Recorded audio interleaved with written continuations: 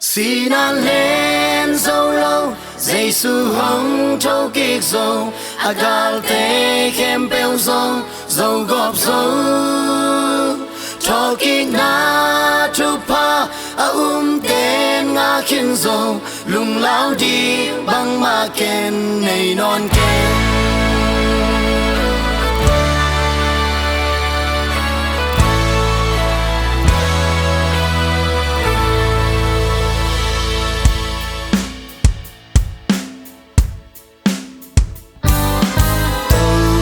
Zeisu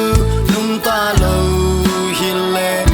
nunna mawknapi Cho.Sihnan lên zolo LaiSiangTho mawknapi Sihnan lên zolo Zeisu hong thokik zong Agal te khempeuh zong zong gawp zong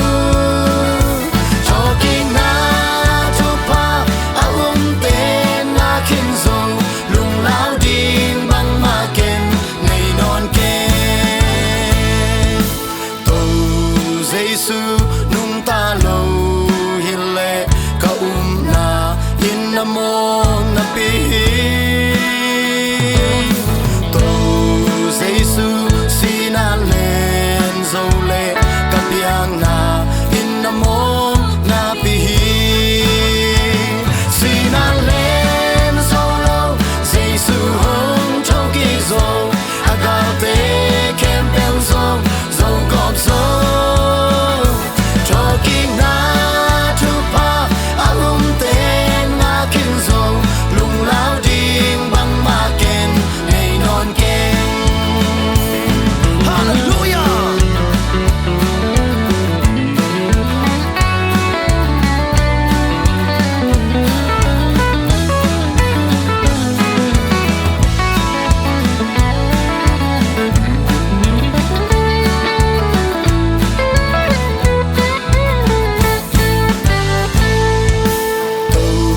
Zeisu nungta lo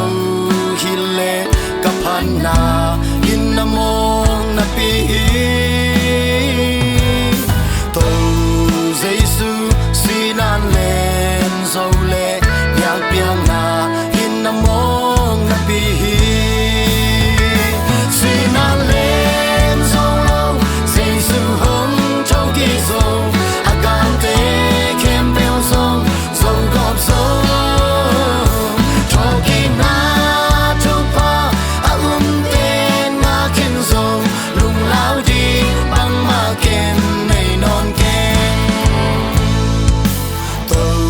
Zeisu nungta lo hileh lungdam na mawknapi Cho.Sihnan lên zolo piangkhiana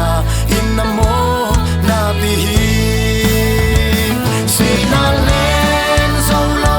Zeisu hong thokik zong Agal te khempeuh zong zong gawp